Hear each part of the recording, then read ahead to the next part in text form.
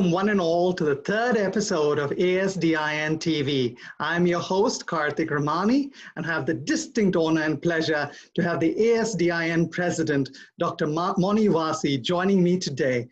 Thank you, Dr. Wasse, for joining me today on the third episode as we build up toward the ASDIN annual meeting in February in Atlanta. I'm excited to be on. I think this is a great initiative you've started, and hopefully it'll get people energized to come to the meeting. Absolutely. I think that's the whole idea, is to talk a little about access care, talk about how as a society we're involved in taking care of a group or a subset of patients that are kind of under-recognized and under-treated and undervalued. So I think that's a nice segue into the first question that I have for you, which is that as the president of the ASDIN, and you've seen since the inception of ASDIN, there have been numerous achievements and laurels, but there have been numerous challenges and opportunities as well. So what would you label or characterize as 2 or 3 major achievements or challenges and opportunities for the future for us as a society and for interventional nephrology in general? So those are important questions. You know, ASDIN was founded in 2000, almost 20 years ago. And I would say that its major achievement has been to draw attention to the huge problem of vascular access for our patients with kidney disease. And then to go about supporting nephrologists to obtain the expertise and certification in interventional procedures to treat these patients on our own in a really cost-efficient and safe way. I think we've taken a problem that gets virtually no attention during renal fellowship training and successfully shown a light on it to get people to pay attention to the challenges that our vascular access poses for our dialysis patients. I think we've done that in conjunction with partnering sufficiently with nurses and the technicians, as well as our interventional colleagues and surgeons. So I think that that's been one great success that ASDIN has managed over the course of the last 19 years that it's been in existence. I'd say a big challenge that I think most of the viewers might be familiar with is that the growth of interventional nephrology, at least out in private practice, is that of reimbursement, which is really a major decline in the last 5 to 7 years. ASDIN has, as part of its role, has really successfully partnered with the RPA, the Renal Physician Network, and had a very strong engagement with our Public Policy Committee to try and support the initiatives of getting sufficient reimbursement for our membership. I think we've played a big role there, but that I think is one of the key challenges.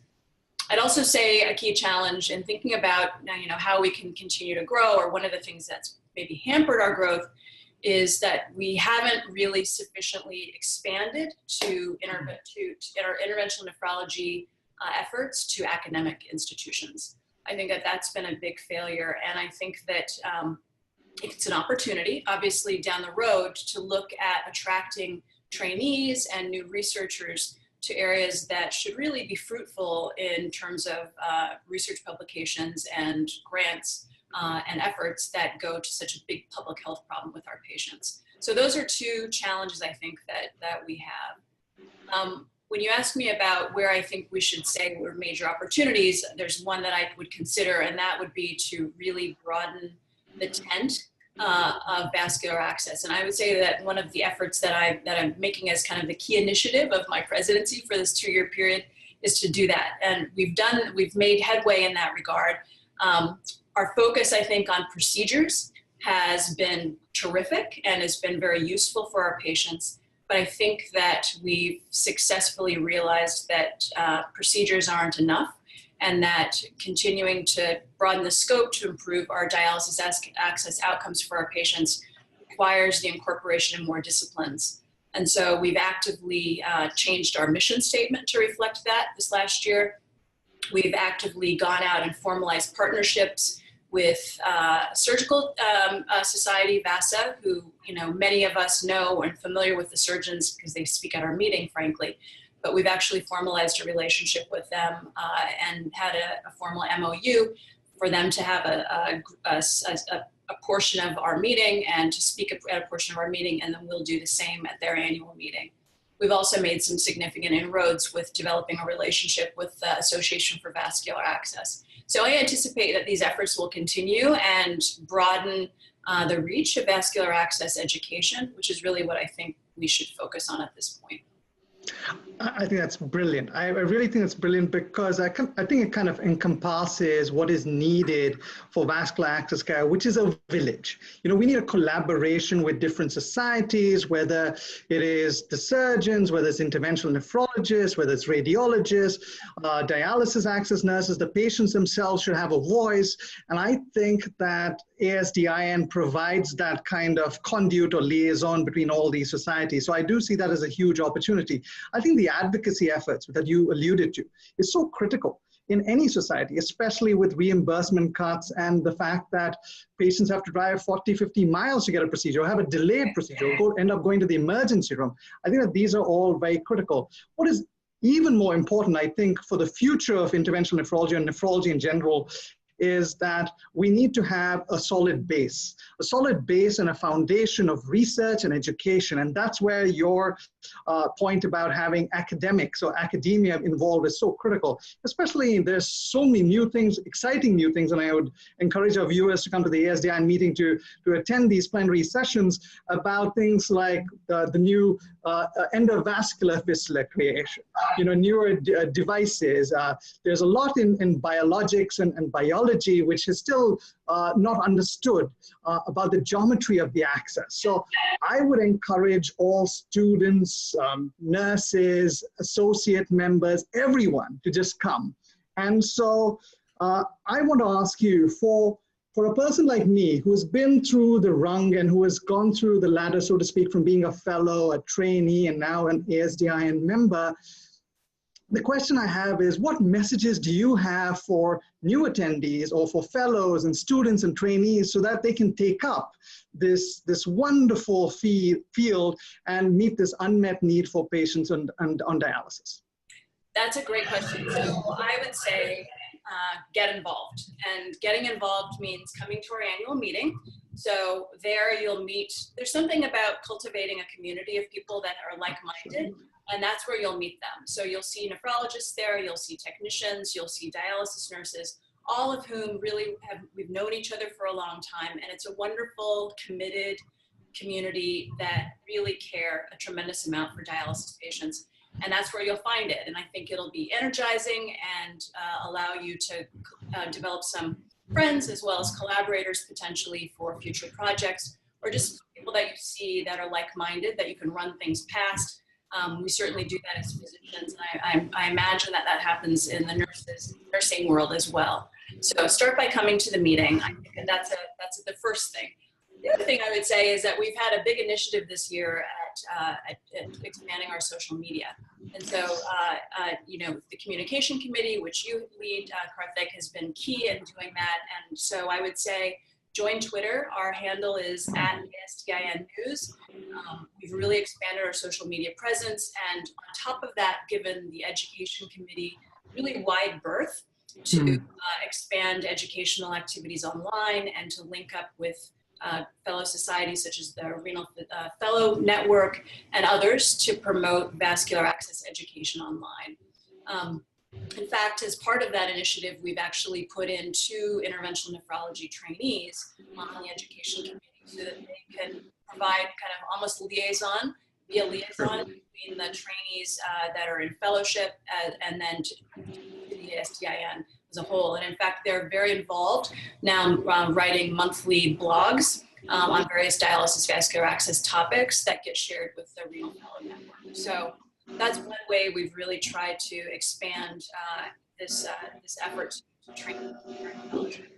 I would also say to trainees, as part of this effort to try to look for opportunities during your fellowship period, is to look for opportunities not just to gain exposure to procedures. I see that as being a focus from a lot of people. Can I just come watch you do a declot? Sure, you can watch me do a declot, but I think that it's also useful to look for research opportunities at your institution. And I would say one great way to start is spend some time with your dialysis nurse or your technician. talk to them about the challenges that they face, go and see a patient on dialysis, see how they're cannulated, and look for those challenges and try and address them, even with a small pilot project. Spend some time with your access surgeon and go into the operating room and see how a fistula or a graft is placed. Talk about the challenges that exist around that. Meet with if you're at a larger institution that has a vascular biologist, meet with that individual and start examining issues related to intimal hyperplastic development or vascular access dysfunction. So those are some ways that we can expand and garner interest, as well as really knowledge around vascular access dysfunction, which I think has really been lagging behind much of our discipline. And finally, I would just say this is a huge, exciting area for innovation.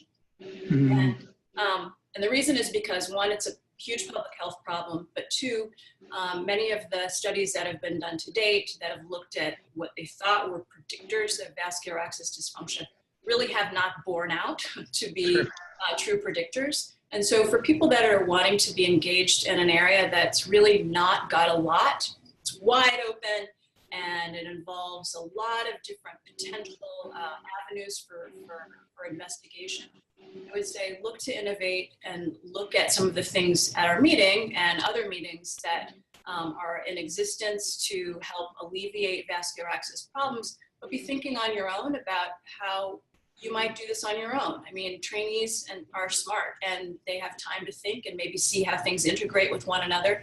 And I think that they're in a perfect position to do this and to be the next really lead to some significant advancements in vascular access. So those are some things that I would say would be very exciting for the trainees and even associates who should come, and we've planned a terrific meeting for associates as well. Come to the meeting and find out more. But if you're not able to attend the meeting, I would say look for opportunities at your institution to delve more into vascular access issues. It's not hard to do that. Wonderful, wonderful. Well, I really appreciate that. I think that kind of summarizes the mantra of innovate in intervention.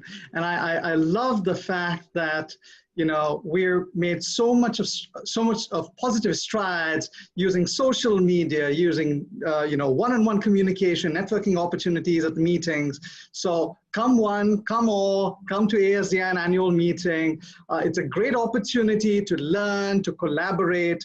And personally, Dr. Wasse, I mean, and you have been a mentor to me, and I really appreciate everything in terms of your leadership, your service, and your vision when it comes to ASDIN. I would like to thank you and hope we can have some more sessions such as these, which involved in education as well as in innovation, and we get a lot more patient-related voices and associate member voices as we develop ASDIN TV. So thank you all for tuning in. Thank you very much.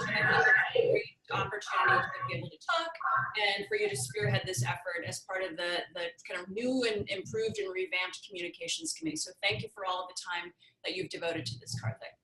Thank you so much. See you all in Atlanta.